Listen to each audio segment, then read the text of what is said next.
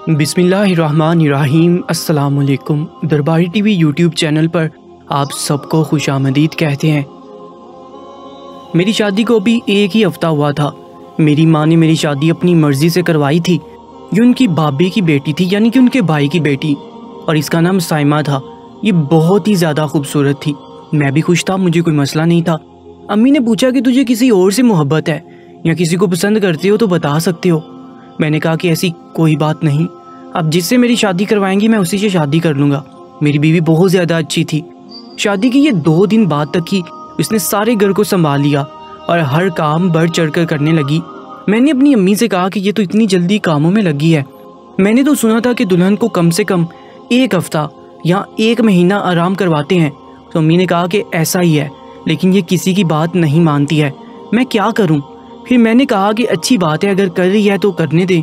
आजकल की लड़कियां तो वैसे ही काम नहीं करती। हम लोग इस बात पर खुश हो गए। लेकिन एक दिन मैंने एक बड़ी अजीब चीज़ देखी। मेरी अम्मी सुबह उठ जाती थी, वो खाना नाश्ता खुद ही बना लेती थी कि उन्होंने सुबह दवाई लेनी होती थी। इसके बाद वो फिर से सो जाती थी। जब मैं और मेरी बीवी जागते थे तो सारा घर खाली पड़ा हुआ था। हम नाश्ता बना के साथ बैठकर नाश्ता करते, फिर मैं काम पर चला जाता और मेरी अम्मी दोपहर की नमाज के पहले पहले अपने कमरे से बाहर आ जाती थी। अचानक दरवाजे पर दस्तक हुई।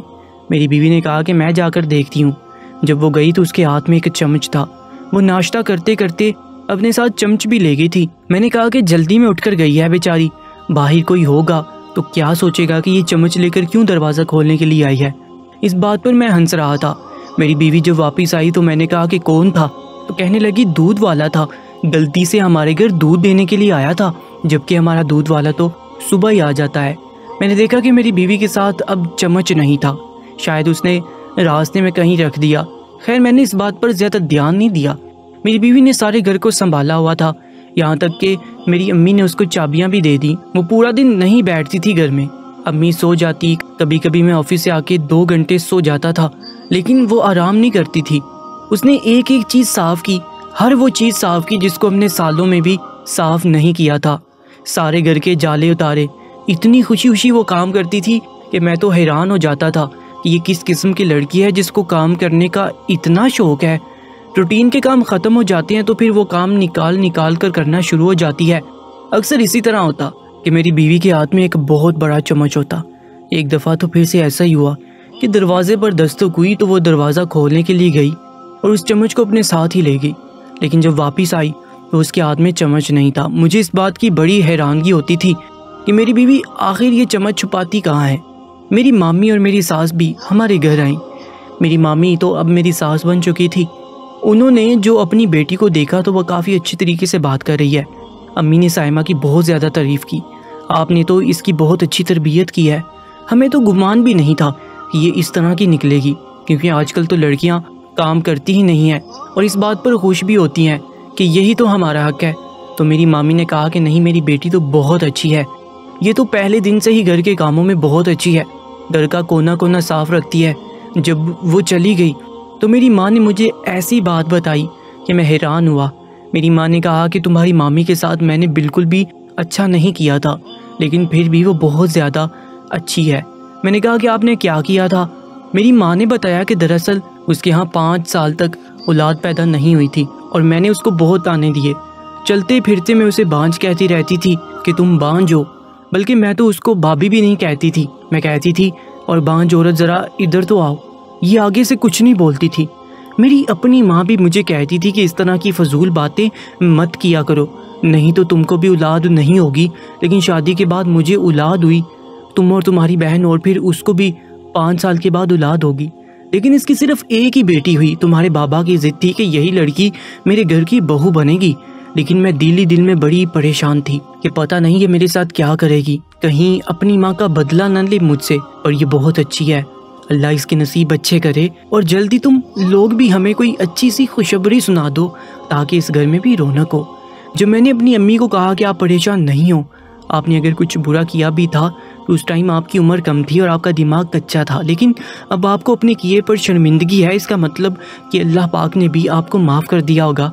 और फिर इंसान से गलती तो हो ही जाती है। हमारी शादी को 1 महीना हो गया, लेकिन मेरी बीवी की यहाँ कोई औलाद नहीं थी और मुझे भी اس بات کی فکر نہیں تھی کیونکہ ابھی ایک ہی ماہ ہوا تھا، بلکہ میری بیوی بہت پریشان ہوگی۔ اس نے کہا کہ میں کہیں بانجھ تو نہیں؟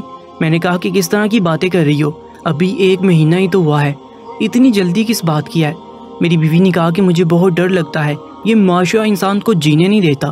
میری امی کے ساتھ بھی ایسا ہی ہوا تھا، ان کے ساتھ کوئی مسئلہ نہیں تھا، صرف قدرتی دیر ہو رہی تھی، لیکن لوگوں نے ان کو بانجھ کہہ کر ان کا جینا حرام کر دیا تھا اور وہ نفسیاتی سی ہو گئی تھی۔ میں نے اپنی بیوی کو بہت سمجھایا کہ کچھ نہیں ہوگا، تم اچھی باتیں سوچا کرو، بری باتیں مت سوچا کرو، ابھی تو 1 ہی ماہ ہوا ہے، اللہ خیر کرے گا، سب کچھ ٹھیک ہو جائے گا۔ میری بیوی نے کہا کہ میری ماں نے 5 سال بہت اذیت میں گزارے تھے، وہ کبھی کبھی مجھے بہت ساری باتیں بتاتی ہیں اور ان کی وہ باتیں سن کر ہی میرا دل اتنا تنگ ہو جاتا ہے کہ مجھے سن کر اتنی تکلیف ہوتی ہے، تو انہوں نے تو وہ سب برداشت کیا ہوگا۔ اگلے دن مجھے یہ خبر ملی کہ میرا بہت بڑا نقصان ہو گیا ہے۔ میں نے اپنی بیوی اور امی کو نہیں بتایا، لیکن آفس میں اتنا بڑا نقصان ہوا تھا کہ جس کو پورا کرنے کے لیے ہمارے 4 سے 5 سال لگ جانے تھے۔ مجھے حیرانگی ہوئی تھی کہ یہ سب کچھ ہو کیسے گیا تھا۔ میں بہت زیادہ پریشان تھا۔ امی نے اندازہ لگا لیا کہ تم پریشان ہو۔ میں نے کہا کہ نہیں، چھوٹی موٹی پریشانی ہے۔ پھر اپنی بیوی سے بھی یہی کہا کہ ایسا کچھ نہیں ہے، لیکن دراصل ہمارا بہت بڑا نقصان ہو چکا تھا۔ اس نقصان کو پورا کرنے کے لیے میں نے ایک اور کاروبار شروع کیا اور اس میں پیسے لگا دیے۔ جہاں میں نے پیسے لگائے، ان کا کہنا تھا کہ تمہارے پیسے ڈبل ہو جائیں گے اور جو تمہارا نقصان ہوا ہے وہ بھی پورا ہو جائے گا۔ میں نے کھینچ تان کر ادھر ادھر جو پیسے تھے وہ جمع کر کے نئے کاروبار میں لگا دیے، لیکن یہ کاروبار بھی ڈوب گیا اور میرے یہ والے پیسے بھی ڈوب گئے۔ اب تو یہ خبر بھی گھر والوں کو پتہ چل گئی، کیونکہ یہ بہت بڑی بات تھی۔ میری امی بھی بہت پریشان تھی اور بیوی بھی۔ ہمارے حالات اچانک سے کافی گر گئے تھے۔ میرے پاپا کو اچانک سے ہارٹ اٹیک ہو گیا تھا، جبکہ انہوں نے کوئی اتنی زیادہ ٹینشن نہیں لی تھی۔ رات کو بہت بڑا تماشا بنا، ہم سب لوگ بہت پریشان تھے۔ ڈاکٹر نے کہا کہ ان کے دل کے 2 وال بند ہیں۔ ہم حیران رہ گئے کیونکہ میرے بابا نے تو کبھی بد پرہیزی نہیں کی تھی اور ساری زندگی انہوں نے ورزش بھی کی تھی، پھر ان کے ساتھ یہ سب کچھ کیسے ہو گیا؟ ڈاکٹر نے کہا کہ چھوٹا آپریشن ہے، اسٹینٹ ڈال دیں گے تو آپ بالکل ٹھیک ہو جائیں گے، لیکن اس آپریشن کا خرچہ 2 لاکھ تک تھا اور ہمارے پاس پیسے نہیں تھے۔ تھوڑی بہت دوائی وغیرہ دے کر بابا کو گھر لے آئے، وہ چارپائی پر پڑ گئے۔ اس طرح حالات بد سے بدتر ہونے لگے۔ روز کوئی بری خبر ملتی تھی۔ ایک دن گھر کی نوکرانی نے امی کو بتایا کہ گھر سے سارے بڑے چمچ غائب ہوتے جا رہے ہیں، پتہ نہیں کہاں چلے گئے ہیں، کھانا پکانے کے لیے بھی نہیں ہے۔ امی غصے سے سر پکڑے بیٹھی تھی۔ انہوں نے نوکرانی کو کہا کہ یہاں پر ہمارا سب کچھ ختم ہو رہا ہے، تمہیں چمچوں کی پڑی ہوئی ہے، جاؤ یہاں سے، جو مرضی کرو، میری جان چھوڑو۔ میں نے امی کو آواز دی اور امی نے کہا کہ امی اگر گھر میں کچھ پیسے ہیں تو مجھے دے دیں، میرے پاس تو 1 روپیہ بھی نہیں ہے۔ امی نے نوکرانی کی بات پر دھیان نہیں دیا اور میری طرف آ گئی۔ انہوں نے مجھے تھوڑے بہت پیسے دیے اور کہا کہ اب اس کے بعد میرے پاس بھی کوئی پیسے نہیں ہیں۔ مجھے میرے دوست نے کہا کہ یار تم لوگوں کو کسی کی نظر لگی ہے۔ شادی کے بعد اکثر لوگوں کو نظر لگ جاتی ہے، کیونکہ شادی پر لوگ بہت زیادہ خرچ کرتے ہیں تو سارے رشتہ دار دیکھتے ہیں کہ ان کے پاس اتنے سارے پیسے ہیں، اور شادی کے بعد اکثر لوگوں کو ایسے ہی مسائل کا سامنا کرنا پڑتا ہے۔ تم اپنا کسی سے حساب کیوں نہیں کرواتے؟ تو میں نے اپنے دوست سے کہا کہ ہم ان باتوں پر یقین نہیں کرتے، اسی لیے۔ میرے دوست نے کہا کہ تمہارے یقین نہ کرنے سے یہ باتیں اپنا وجود نہیں کھو دیتی۔ آج بھی لاکھوں لوگ ان پر یقین بھی کرتے ہیں اور لاکھوں لوگ دوسروں پر اس طرح کے کام بھی کرواتے ہیں۔ میری مانو تو کسی سے رابطہ کرو، اپنا اور اپنے گھر والوں کا حساب کرواؤ۔ یہ بات میرے دل میں بھنس گئی۔ جب انسان پریشان ہوتا ہے تو ایسے ہی چھوٹی چھوٹی باتوں کے بارے میں سوچنے لگتا ہے۔ میں سوچنے لگا کہ واقعی شادی کے بعد سے حالات کافی خراب ہو گئے تھے۔ میری امی ابو دونوں ہی بہت بیمار رہنے لگے تھے۔ کاروبار کا بیڑا غرق ہو گیا تھا، لیکن میری بیوی بالکل ٹھیک تھی، اس کو کچھ نہیں ہوا تھا، پر مجھے مسائل نے سانس ہی نہیں لینے دیا۔ اس کے بعد میرے پاپا کی طبیعت خراب ہوئی اور ان کو ہسپتال منتقل کروایا، اور میرے بابا ہسپتال میں تھے اور میری امی کی طبیعت خراب تھی۔ لیکن جب میں دوپہر کو گھر میں داخل ہوا تو یہ منظر دیکھ کر حیران رہ گیا۔ میری بیوی اپنے آپ کو تیار کر رہی تھی اور کوئی گانا گنگنا رہی تھی۔ مجھے غصہ آ گیا۔ میں نے کہا کہ میرے ماں باپ کی حالت خراب ہے اور یہ یہاں پر کھڑی ہو کر انجوائے کر رہی ہے۔ میں نے اچانک ایک سائڈ پر سامان رکھا تو وہ میری طرف متوجہ ہو گئی۔ میں نے اسے کہا کہ گھر میں بہت بڑا مسئلہ بنا ہوا ہے اور تم یہاں پر کھڑے ہو کر تیار کس کے لیے ہو رہی ہو اور اتنی زیادہ خوش کیوں ہو؟ تو کہنے لگی کہ نہیں ایسی کوئی بات نہیں، میں نے تو بس کپڑے بدلے تھے۔ میں نے کہا کہ جاؤ جا کر امی سے پوچھو، ان کو کسی چیز کی ضرورت تو نہیں ہے، اور 4 لوگوں کا کھانا بنا کر دو۔ میں نے ہسپتال لے کر جانا ہے۔ میری بیوی نے ہاں میں سر ہلا دیا، لیکن وہ وہیں پر کھڑی تھی جیسے مجھے دیکھ رہی تھی۔ میں نے اپنی آنکھوں کی سائڈوں سے اس کو دیکھا تو وہ مجھے ایسے گھور رہی تھی جیسے میری جان لے گی، لیکن جیسے ہی میں نے اس کو دیکھا وہ نارمل ہو گئی تھی۔ میں نے کہا کیا بات ہے ابھی تک کھڑی ہو؟ تو پوچھنے لگی کہ یہ کھانے کے ساتھ چائے بھی بنانی ہے۔ میں نے کہا کہ وہ بھی بنا دینا، اور وہاں سے چلی گئی۔ اس نے سارے کام تو کر دیے لیکن رات تک مجھے بلایا نہیں۔ پتہ نہیں وہ کیا سوچ رہی تھی، لیکن جس طرح سے اس کو شروع میں سب کا بہت خیال تھا اب نہیں رکھتی تھی۔ اب تو واقعی سب کو اس کی ضرورت تھی تو وہ کسی کا بھی خیال نہیں رکھتی تھی، اسے بار بار کہہ کر کام کروانا پڑتا تھا۔ ایک دن تو میں حیران رہ گیا جو میں نے دیکھا کہ میرے کمرے میں ایک دوائی کا پرانا ڈبہ پڑا ہوا تھا، اور میں فوراً سمجھ گیا کہ یہ کس چیز کی دوائی ہے، کہ اتنا تو میں بھی پڑھا لکھا تھا۔ یہ حمل کو روکنے کی دوائی تھی، اور اس میں سے ساری کی ساری دوائی کسی نے کھا لی تھی۔ ظاہر ہے کہ گولیاں میری بیوی نے کھائی تھیں، اور وہ تو کہہ رہی تھی کہ ابھی تک اولاد نہیں ہو رہی ہے، اس لیے میں بہت زیادہ پریشان ہوں۔ پھر وہ خود ہی حمل روکنے کی دوائیاں کیوں کھا رہی تھی؟ یہ سب کچھ کیا ہو رہا تھا؟ یہ بات بہت بڑی تھی، مجھے اس کے بارے میں پتہ لگانا تھا۔ اگر میں اپنی بیوی سے پوچھتا تو وہ جھوٹ بولتی، اس لیے میں نے اس سے نہیں پوچھا۔ پھر میرے دماغ میں کڑیاں جڑنے لگیں۔ میں نوکرانی کے پاس گیا اور میں نے کہا کہ اس دن تو امی سے کیا کہہ رہی تھی کہ چمچ غائب ہو رہے ہیں، تو نوکرانی نے کہا کہ جی ایسا ہی ہے، سارے کھانا کھانے والے چمچ غائب ہو رہے ہیں، لیکن کچھ دن کے بعد سارے چمچے واپس مل گئے۔ میں نے کہا کہ یہ کس طرح کی بات کر رہی ہو تم؟ کیا مطلب کہ پہلے غائب ہوئے پھر واپس مل گئے؟ ایسا کیسے ہوتا ہے؟ تو اس نے کہا کہ ایسا ہی ہوا ہے، جن چمچوں سے ہم کھانا بناتے ہیں وہ چمچ غائب ہو رہے تھے، لیکن پھر کچھ دنوں کے بعد واپس آ گئے۔ مطلب کہ میں نے سارے گھر میں تلاش کیے، مجھے نہیں ملے، لیکن پھر میں نے کچن میں تلاش کیے تو جس دراز میں پڑے ہوئے تھے وہ سارے کے سارے وہیں پڑے تھے۔ شاید میں بوڑھی ہو گئی ہوں، مجھے کچھ یاد نہیں رہتا۔ نوکرانی سمجھ رہی تھی کہ اس کی غلطی ہے، لیکن دراصل غلطی کسی اور کی تھی، اور یہ بات مجھے سمجھ آ گئی تھی۔ اس گھر میں جو کچھ بھی ہو رہا تھا اس میں سے کچھ عجیب حرکتیں تھیں جو کہ میری بیوی ہی کر رہی تھی۔ یہ سب کیوں کر رہی تھی مجھے کچھ سمجھ نہیں آ رہا تھا۔ میرے پاپا کی طبیعت بہت خراب ہونے لگی، اور ان کی ٹینشن لے کر امی نے بھی اپنا بلڈ پریشر ہائی کر لیا تھا، کاروبار بھی برباد ہو گیا تھا۔ حالات یہاں تک آگے کہ بابا کے اسپتال کی فیس دینے کے لیے میرے پاس پیسے نہیں تھے۔ ایک دوست سے ادھار لے کر میں نے فیس دی۔ بابا بھی اسپتال میں تھے اور امی بھی، میں اور میری بیوی گھر میں اکیلے تھے۔ میرے دماغ میں یہ ساری باتیں گھوم رہی تھیں کہ گھر سے چمچ غائب ہوئے پھر واپس آ گئے، اور پھر میری بیوی میرا بچہ گرانے کی کوشش کر رہی تھی۔ وہ ماں کیوں نہیں بننا چاہتی تھی، لیکن میرے سامنے تو وہ ہر مہینے یہ کہہ رہی تھی کہ اس مہینے بھی پھر مجھے امید نہیں ملی ہے، کہیں میں بانجھ تو نہیں ہوں، کیا ہو رہا ہے، میں بچہ پیدا کرنا چاہتی ہوں۔ اگر ایک عورت کو اتنی فکر ہے اپنے ماں بننے کی اور وہ بچہ پیدا کرنا چاہتی ہے تو پھر وہ حمل گرانے والی گولیاں کیوں کھائے گی؟ اور انہی گولیوں کے ساتھ کا ایک مرتبہ مجھے میری بیوی کی چیزوں میں سے بھی ملا تھا۔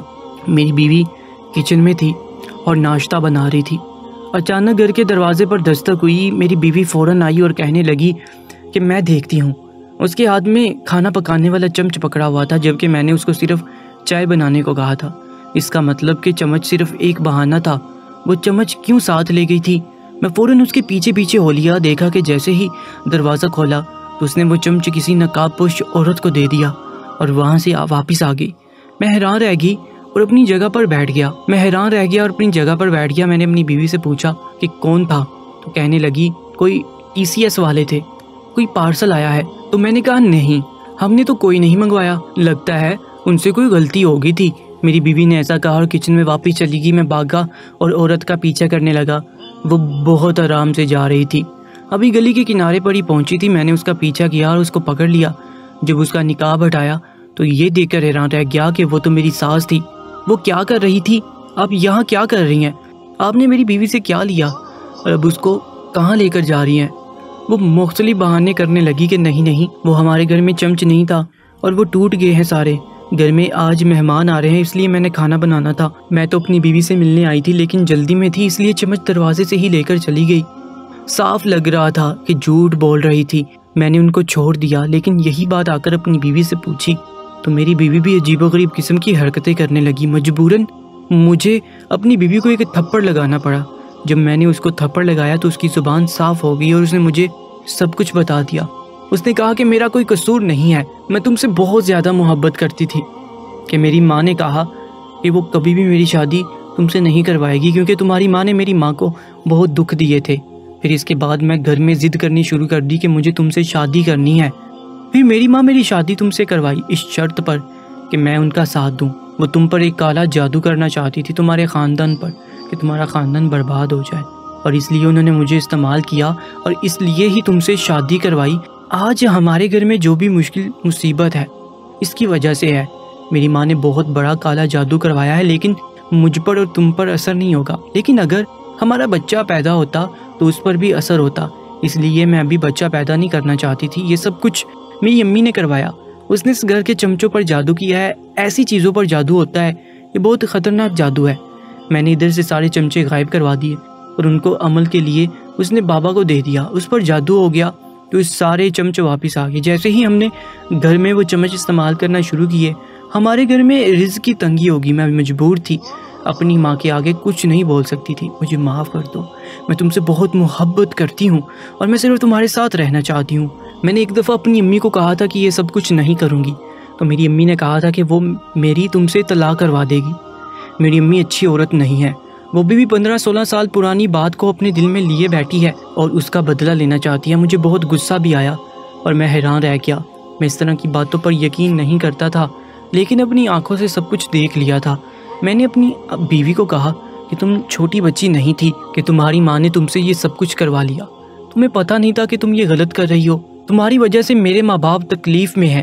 میرا باپ زندگی اور موت کی جنگ لڑ رہا ہے۔ چلی جاؤ یہاں سے، نکل جاؤ۔ میں اپنی بیوی کو طلاق دینے لگا، لیکن وہ وہاں سے بھاگ گئی۔ طلاق کے الفاظ اس نے نہیں سنے اور میری زبان سے صرف پہلا ہی لفظ نکلا تھا، یعنی ہمارا طلاق تو نہیں ہوا تھا، لیکن وہ وہاں سے چلی گئی۔ اس کے بعد میں بہت بڑے مفتی صاحب کے پاس گیا اور ان کو سب کچھ بتا دیا۔ انہوں نے کہا کہ اپنے گھر سے وہ ساری چیزیں نکال دیں جن پر تمہیں جادو ہونے کا گمان ہے، اور اس کے بعد انہوں نے مجھے پڑھنے کے لیے کلام اللہ دیا اور پانی دم کر کے دیا کہ گھر کے چاروں کونوں میں پھینک دو اور اپنے گھر کی تلاشی لو۔ میری بیوی اس لیے گھر کی صفائی بڑے اچھے طریقے سے کرتی تھی کیونکہ وہ گھر کے کونوں میں تعویذ چھپایا کرتی تھی۔ میرے گھر سے اتنے سارے تعویذ نکلے کہ میں حیران رہ گیا۔ آہستہ آہستہ سب کچھ ٹھیک ہونے لگا۔ جس کاروبار میں نے پیسے لگائے تھے اس میں اچانک سے ہی پروفٹ آ گیا۔ انہوں نے کہا کہ پہلے میں ایسا لگتا تھا کہ کاروبار ڈوب گیا ہے، لیکن اب پروفٹ ہو گیا ہے، اس لیے یہ تمہارا حصہ ہے۔ میرے پاس پیسے بھی آ گئے۔ ابو کی بھی طبیعت ٹھیک ہونے لگی، ان کا آپریشن کروا دیا، ان کے دل کے وال میں اسٹینڈ دلوا لیا اور اب وہ بالکل ٹھیک تھے۔ امی کو میں نے یہ سب کچھ نہیں بتایا۔ میں امی کی نظر میں اپنی بیوی کو برا نہیں بنانا چاہتا تھا۔ سب کچھ ٹھیک ہو گیا تو میں اپنی بیوی کے پاس گیا اور میں نے اسے کہا کہ میں تمہیں ایک موقع دوں گا اگر تم میرے ساتھ آنا چاہتی ہو، لیکن تمہیں یہ سب کچھ چھوڑنا ہوگا۔ اپنی ماں کی کسی بات میں نہیں آؤں گا اور اپنے ماں باپ سے زیادہ میل جول بھی نہیں رکھوں گا۔ اگر مجھے پتہ چلا کہ تم نے دوبارہ اس طرح کی کوئی حرکت کی ہے تو میں تمہیں طلاق دے دوں گا۔ میری بیوی نے ہاتھ جوڑے اور زمین پر بیٹھ کر اس نے کہا کہ مجھے معاف کر دو، میں ایسا کبھی نہیں کروں گی۔ میں نے اسے 3 مہینے تک خود سے دور رکھا، اس کو سزا دی تھی اور وہ 3 مہینوں سے بہت مشکل میں تھی۔ میں اس کا فون تک نہیں سنتا تھا۔ مجھے پتا تھا کہ وہ میری یاد میں بہت زیادہ بیمار ہو گئی تھی۔ اس نے مجھ سے معافی مانگی، میں نے اسے معاف کر دیا اور واپس اپنے گھر لے آیا۔ اس کے بعد سے میری بیوی نے ایسی کوئی حرکت نہیں کی اور میں نے بھی اس پر دوبارہ بھروسہ کیا، اسے معاف کر دیا کیونکہ وہ اپنے کیے پر شرمندہ تھی۔ مجھے ایسی چیزوں پر اعتبار نہیں تھا، لیکن میری اپنی زندگی میں ایسے واقعات ہوئے کہ میں یقین کرنے پر مجبور ہو گیا۔ جادو برحق ہے اور بری نظر تو انسان کو قبر میں ڈال دیتی ہے۔